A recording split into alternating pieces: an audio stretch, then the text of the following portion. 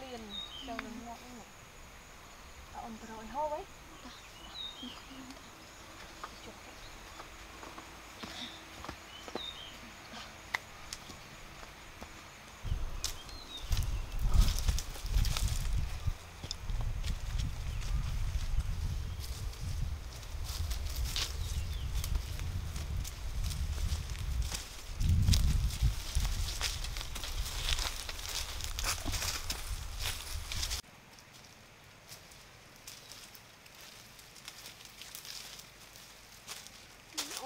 hộp son tam này các bông nhân rồi nên chắc quá nhỉ ta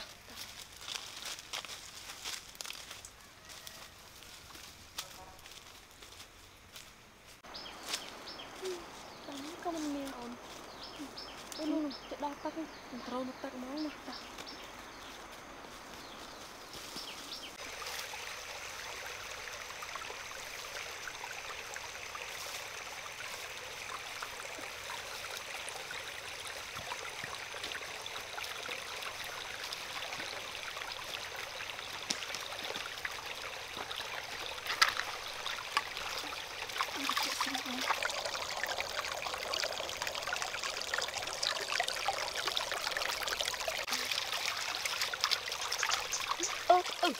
bông trái à nè trái ôn ăn nó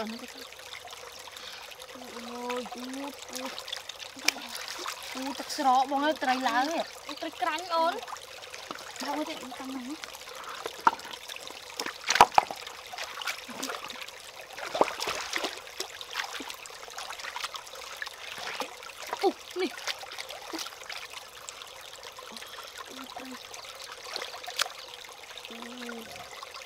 ủa này mình tạm cho tăng sờ lái bông này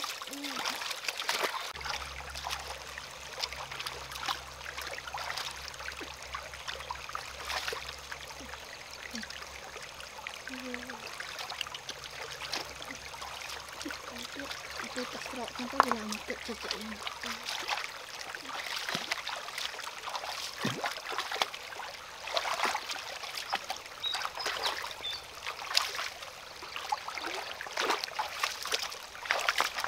ô này ô đây là phi rồi này ô bay này này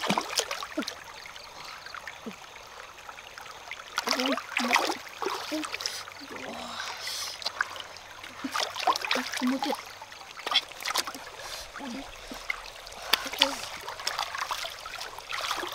thế mà tự rồi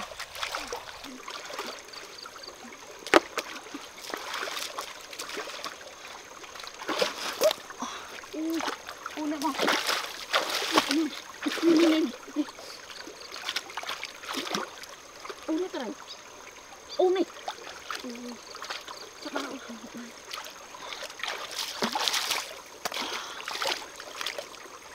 nó tan lá ôn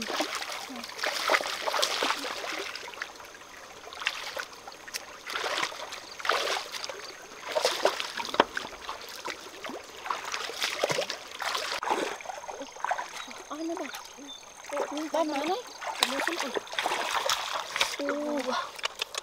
thì sẽ về ngon này ôi còn anh cắt mấy cọng á đưa vào đâu nhưng mà bông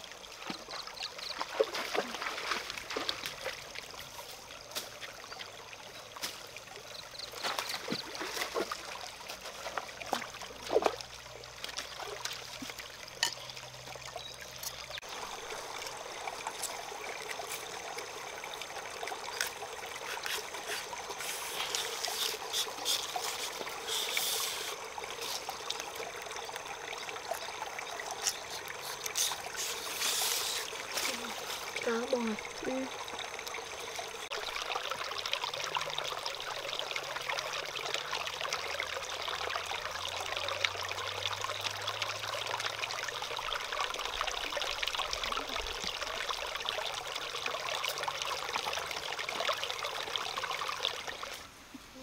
còn nó xin ăn cho nó dơm bỏng bằng anh ai trai mình nhớ như tụi mình này cho tụi mình con trai rồi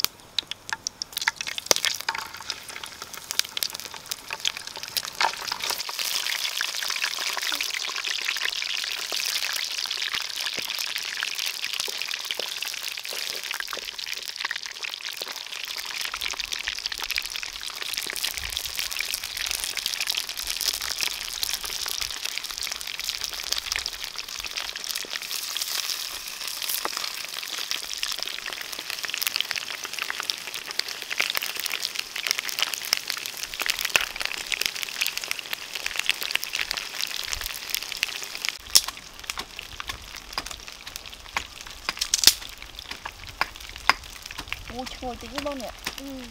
Krem của Hiếu.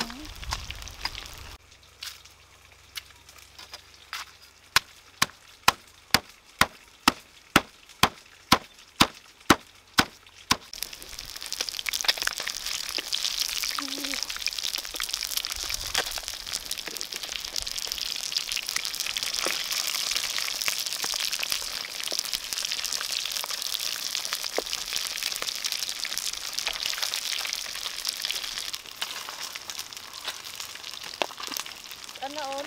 Cho chị ăn hai bỏng, cho bỏng anh bọc hai này rồi.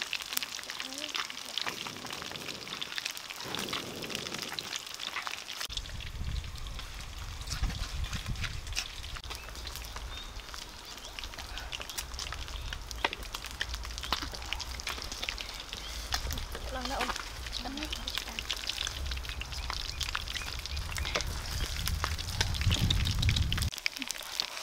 Ôn ngon đi bỏ ra.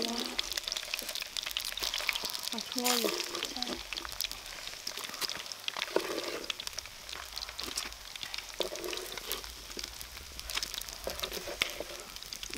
Trích lấy những trích hai.